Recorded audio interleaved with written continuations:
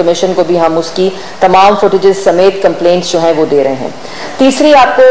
खबर मिल गई होगी कि पाकिस्तान मुस्लिम लीग नून की जो इश्तिहारी कैंपेन है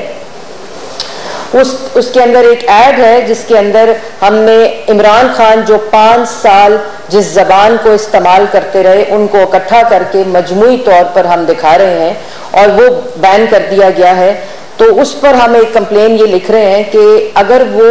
जबान एड कैंपेन के अंदर चलाना बैन कर दिया गया है तो वही जबान इमरान खान आज तक अपने जलसों में इस्तेमाल कर रहे हैं। आपने उनकी ज़बान सुनी होगी और अगर हमने उनकी परसों की तकरीर जिसमें उन्होंने पाकिस्तान मुस्लिम लीग नून के कारकुनों को जिस लफ्ज़ से पुकारा और बार बार 3 दफ़ा रिपीट किया, हमने उस ऐड के अंदर उसको दोबारा से डाला और उसको भी बैन कर दिया गया। ये जी आप वो वाली